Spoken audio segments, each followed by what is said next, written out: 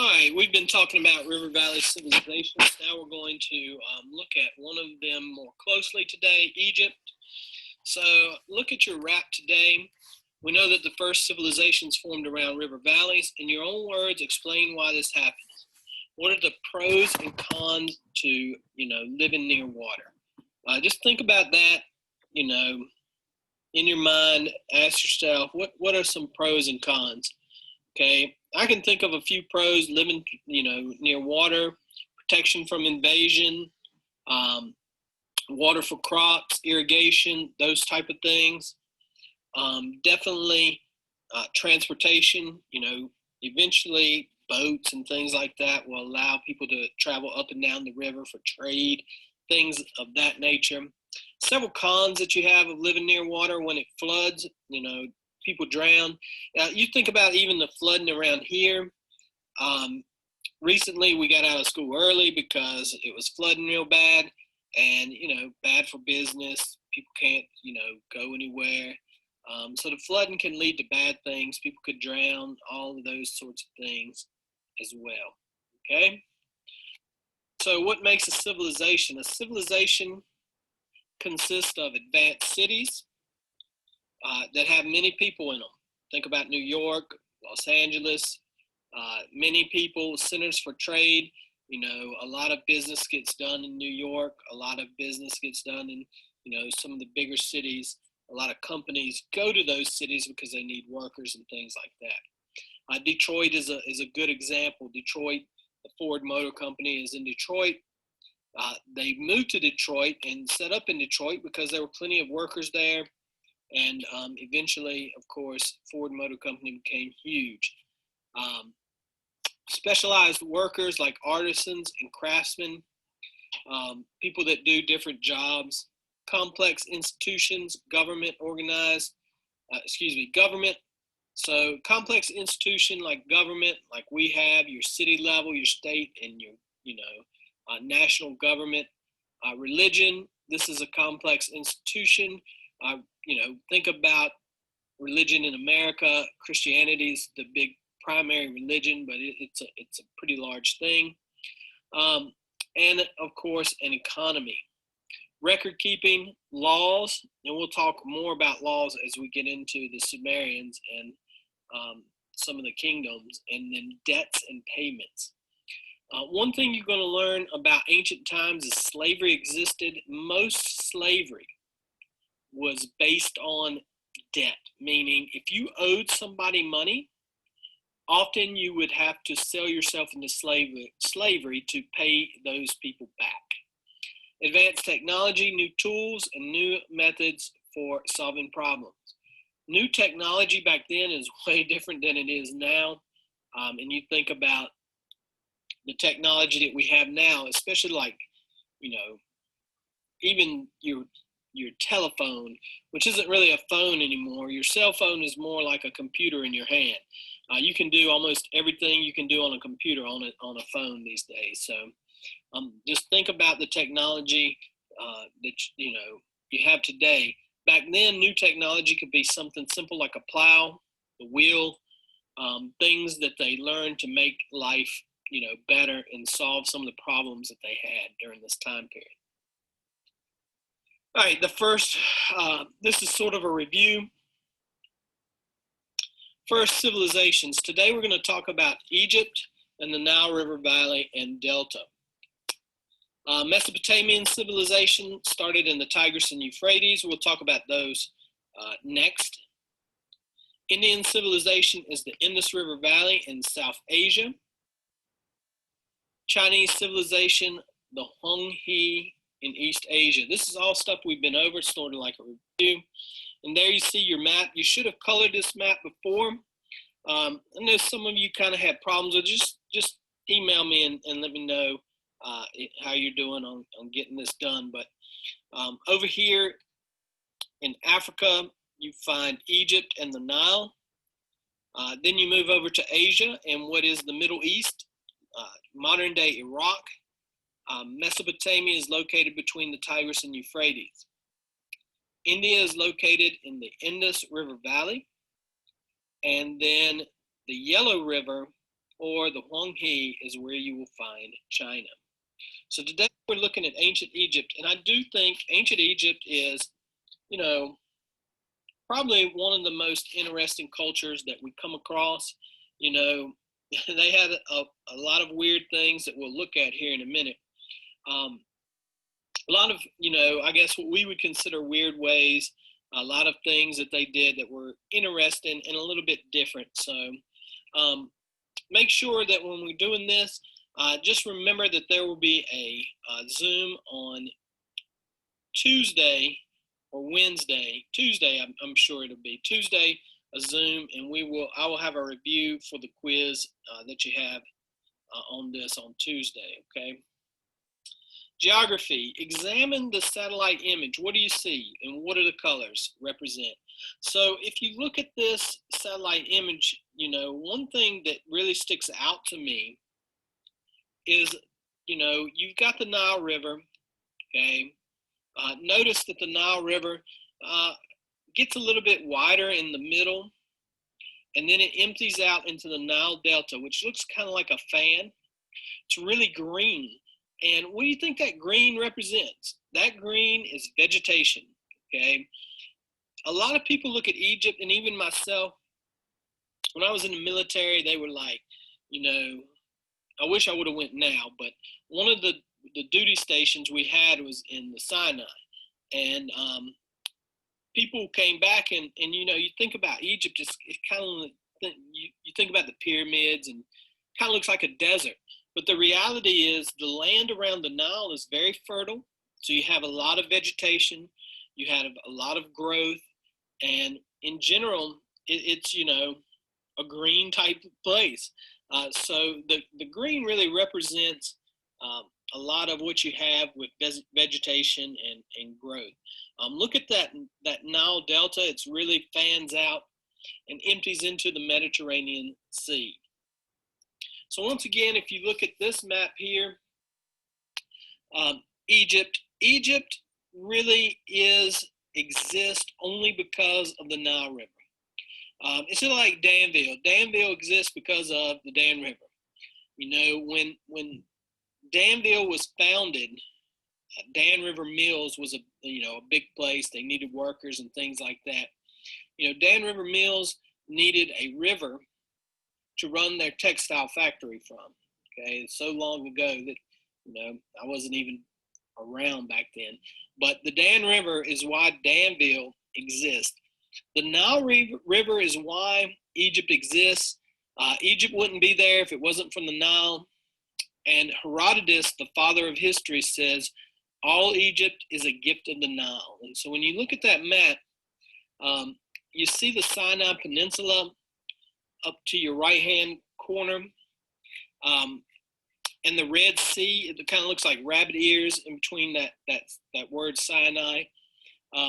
And down at the bottom, you'll notice Nubia. Nubia is also called Kush, the kingdom of Kush. And we'll talk about them a little bit later as we go along as well. But there you see, once again, Egypt and the Nile go hand in hand. So we're going to look a little bit at geography of Egypt. So the Nile River. The Nile River is the longest river in the world. A lot of people think it's the Amazon, but it is the Nile. Used by ancient Egyptians for food. They used to fish there before they before they grew food. They would fish there, and fishing was a big thing for years and years and years, as well as growing food along the Nile River. Transportation, you could see in the background there's a boat. So you could, take a boat, go up the river, down the river, and things of that nature. They used the Nile for bathing and things of that nature. If you look at this, see, this isn't a picture I would think if you just looked at this picture sort of originally, I wouldn't go, wow, that's Egypt. But it is Egypt. And like I said, around the Nile River, it's very, very, very fertile land, lots of vegetation. There you see another picture of the Nile. See a lot of vegetation around the Nile. And remember, you can use the water, or the water can be taken to crops and things like that through irrigation systems. Here you see another picture of the Nile. See a little bit of vegetation. It looks a little bit more of a deserty type region here. Interesting things about the Nile. The Nile flows north. So it flows from the south to the north, okay? The cataracts are the shallow areas, some rocky ledges that cause waterfalls, create impassable areas which restrict travel. So you can't travel completely up and down the Nile because of things like waterfalls and cataracts that exist there. You do need to know it empties into the Mediterranean Sea, and silt deposits form at the mouth of the Nile Delta. And what that means is silt is a type of soil, very fertile type of soil, okay? The desert provides protection from invaders to the west. So one thing about the river, once again, kind of difficult to cross. And if you know people are coming, you can kind of build your defenses and get ready for them, as it'll be difficult for them to get over to you. So here you see, once again, all of the places that you have that make, you won't really see this on anything like a quiz or anything, I don't think, but it is important to know that Egypt and the Nile, where it's at, what it looks like. And you see a couple of interesting spots. You do have the Red Sea right beneath the Sinai Peninsula. You do need to know where the Nile River Delta is. It's located in the north, okay? And we call that Lower Egypt, and we'll look at that again too. Lower Egypt is in the north, probably because the river flows from south to north, and then Upper Egypt is in the south, okay? You'll see a couple of, important like city-states, Memphis, Giza, Thebes, Alexandria. Alexandria is named after Alexander the Great. We'll talk a lot about him as a little bit later. All right, so here's another wrap. True or false? Egypt was the first civilization to form. Well, we really haven't talked about that too much, but I'm pretty sure I told you it was not the Egyptians. The first one was the Mesopotamians, located in the Tigris and Euphrates. Which direction does the Nile River flow? It flows to the north. What body of water does the Nile River empty into? That would be the Mediterranean Sea. What are Egyptian rulers called? Well, we haven't really talked about that yet, but Egyptian rulers are called pharaohs. Pharaohs were considered gods as well as rulers. This is part of what we, when you have a government where your spiritual leaders are also your political leaders, we call that a theocracy, okay? How would you describe Egyptian religion? We haven't talked about this either, but Egyptian religion is polytheistic. We're going to look at that next. And then name one characteristic of civilization. Well, remember at the very, I think the second slide on here, we talked about the things that made up, the characteristics of civilization. So, you could think about that and pick one of those, and you'll be good to go. All right. Moving on, Egyptian society. Egyptian society, one of the main staples of their society was a polytheistic religion. Polytheism is the belief and worship of many gods, okay? So polytheistic religions believe that there is more than one god or goddess. Christianity is not a polytheistic religion. Judaism, Islam, these are not polytheistic religions. They're monotheistic religions. Egyptians believed in, the sun god, the god of death, many, many gods and goddesses that were important to them that, if you think about, what's important in an Egyptian's life. Well, the sun has to come up. Sun was probably the most important thing to Egyptians. And we'll look a little bit at some of the pharaohs and what they were kind of like. So many of them chose to be the sun god because it was, in their opinion, the most important. But there you see Ra, who is apparently the god of the sun. Anubis is the god of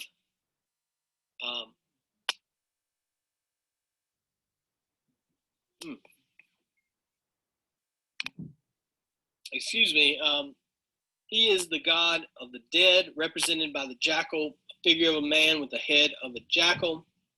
And then you have Isis. And this is not Isis like the terrorist organization. This is Isis. She was the sky goddess. Okay. So one important thing to understand is that polytheism is the belief in many gods, and monotheism is the belief in one God. Remember that Egyptians were polytheistic, not monotheistic. Okay. One thing that they're famous for is mummification. Mummification, organs were removed from the body, in which was then treated with chemicals to preserve the body and so that it would last for years and years and years. It's almost like a modern day embalming, but this was, the whole goal was to preserve the body. And what they would do is they would start with the brain. They would pull the brain out through the nose. In many cases, it's real interesting. They took out all of the vital organs and packed it with like a sawdust. Then they would use this, sort of chemical or glue, and they would start wrapping the body up and preserving it for all time. And I do have an interesting video for you to watch on that, and I will make sure that that's on this page. All right. This is a mummy of Hatshepsut. She was a pharaoh. In fact, she is the first female pharaoh. A lot of people think it's Cleopatra, but Cleopatra comes along a lot later, and we'll talk about her when we talk about the Roman. Here is another one, Thutmose III. He brought Egypt into the height of its power, and here is his mummy. It looks kind of like he's kind of happy there, like he's smiling still. And remember, these are thousands of years old. These mummies, and some of them, especially when you look at, age, they're over 2,000 years old, very well preserved. Amenhotep IV, I always love this picture because, he changed his name to Akhenaten, and he kind of changed Egypt's religion to monotheism because he said there was only one God, and it was the sun god, okay, Aton. I don't want to confuse you with that. Just remember that the Egyptians are polytheistic. But I love this picture. Look at the picture that we have there. Do those look like people? Look at the little whatever those things are in their arms. Do those look like children? Look how long their heads are. It's really one of the more fascinating pictures. A lot of people believe that, those are aliens sitting in the laps of the Egyptians there. And that's not the sun, but a UFO. So it might be far-fetched, but it's something to think about. Those pictures don't look like humans, but that's for you to decide on that one. Tutankhamun, King Tut, young pharaoh. It's interesting because the discovery of his tomb gave us a picture into Egyptian life. However, they, in some weird way, they believed that by people finding this, that it was cursed. Okay? The people that found his tomb seemed to be cursed after they found it. Some of them died. mysterious causes and things of that nature. All right. And here's some pictures of them discovering King Tut's tomb. All right.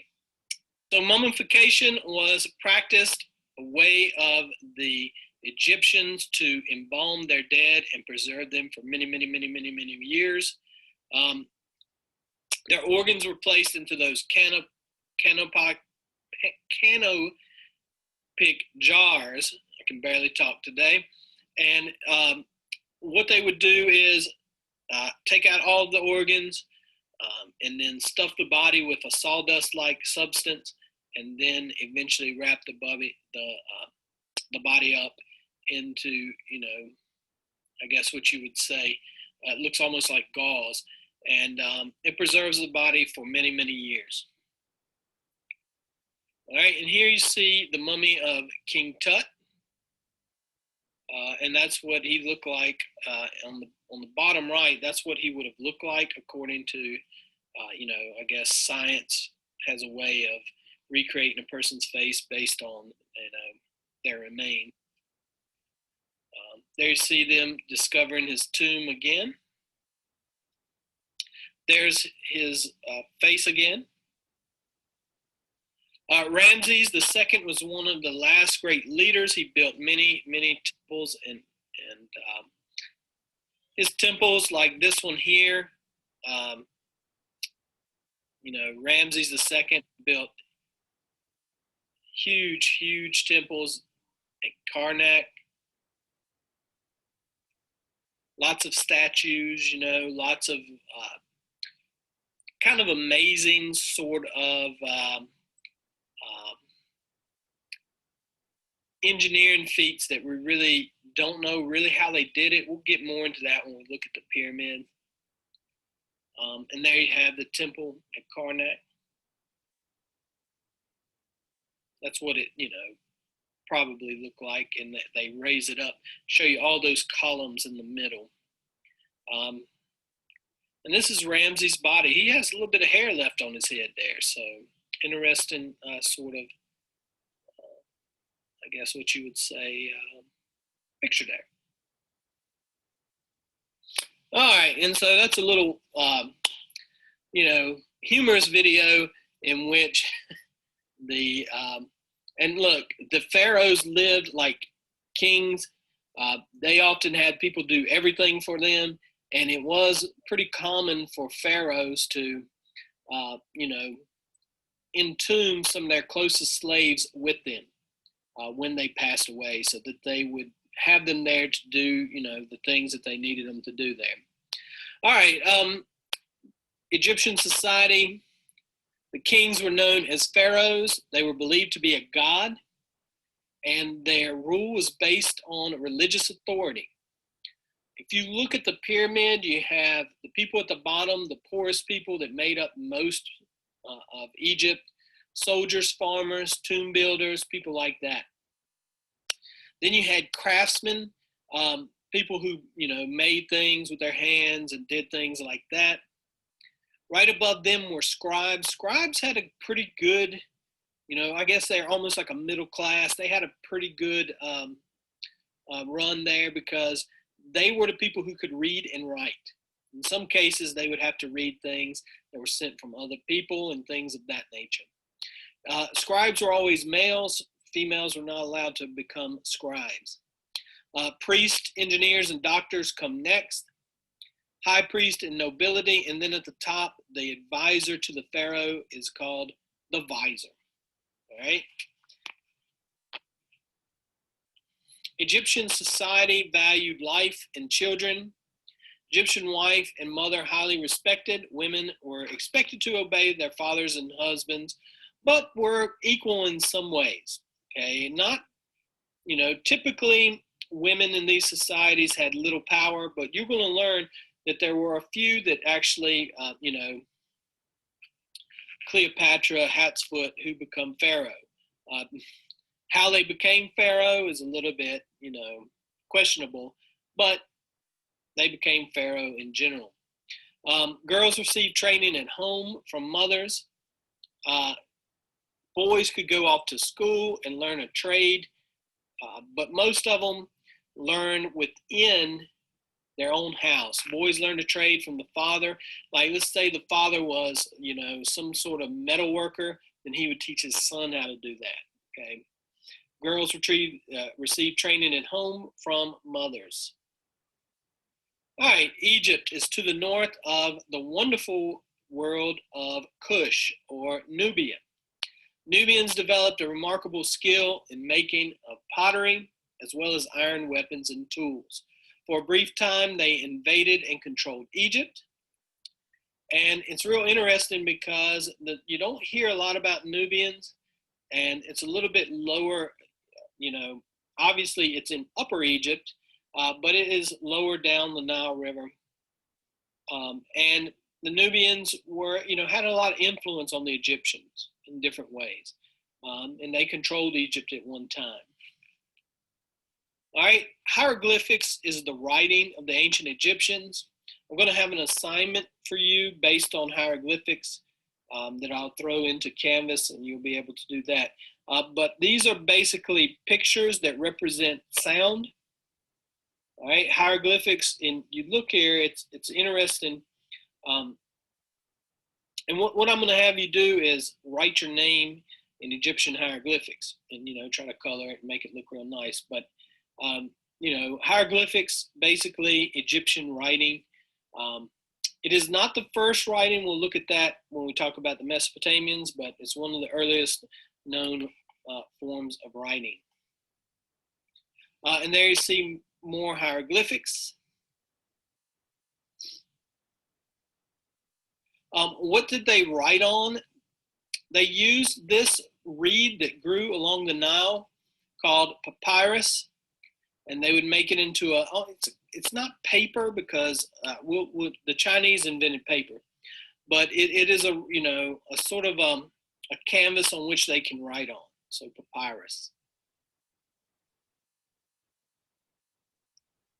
And this is the Rosetta Stone. The Rosetta Stone is really important because for years and years, we could not understand what Egyptian hieroglyphics were saying. We couldn't translate it. And then we found this stone, okay? In 1799, near the Delta village of Rosetta, some French soldiers found a polished black stone inscribed with a message in 3 languages. One version was written in hieroglyphics, the second version was a simpler form of hieroglyphics, and then the third was in Greek. Since ancient Greek was a well-known language, it provided clues to the meaning of the hieroglyphics. Still, deciphering the Rosetta Stone took many years. In 1822, a French scholar named Jean-Francois Champollion finally broke the code for hieroglyphics.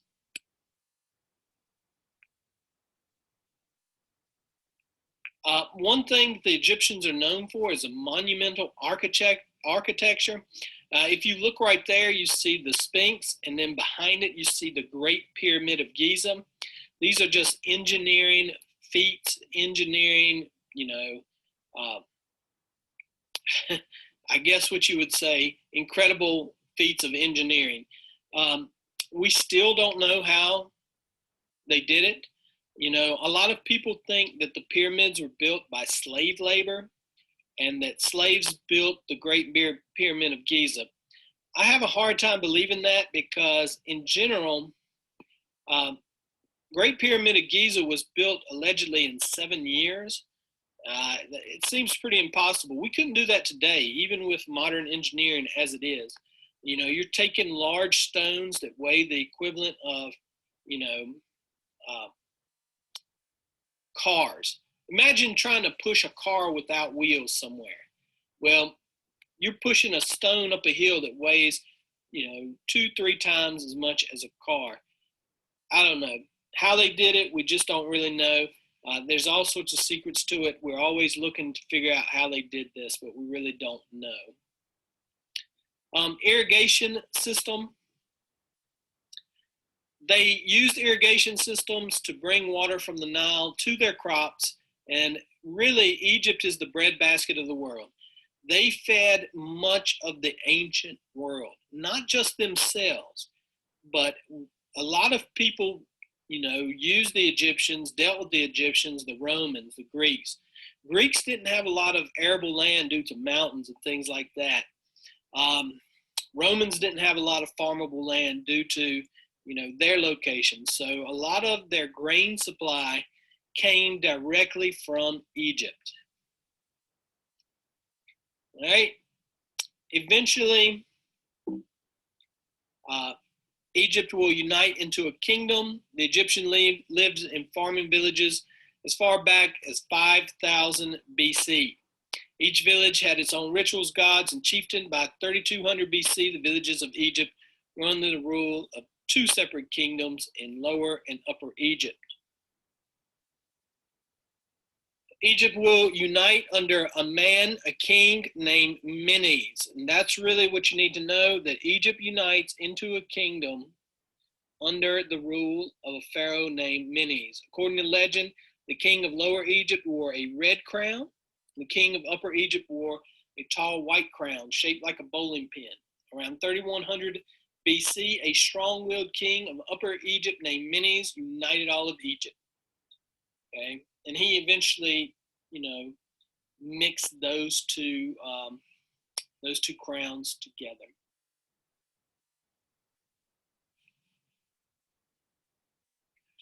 Little is known as Egypt's first two dynasties, but records improve with the third dynasty. Third dynasty is known as the Old Kingdom.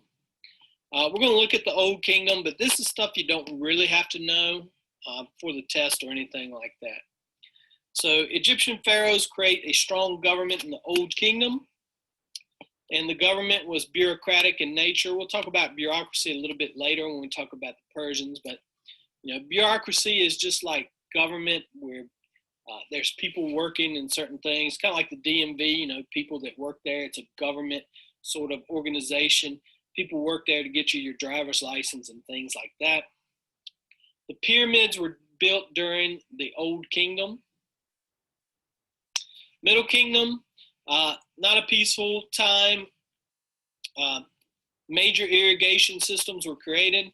Egyptian traders had greater contact with Middle Eastern civilizations, and that leads people into Egypt. Egypt is going to be one of these places where a lot of people want to conquer it because of the grain supply. Eventually, Egypt is conquered by a group of people called the Hyksos. And then finally, the New Kingdom is the last kingdom, a period of conflict and growth, fights with the Hyksos that eventually they drive them out of Egypt. Egypt grows into its largest territorial size, and they eventually conquer Nubia, or the Kingdom of Kush. Powerful rulers, Hatshepsut is the first female pharaoh. Thutmose is one of the greatest Egyptian generals, and Ramses II built a lot of monuments and temples during this time. And there you see the temple at Karnak.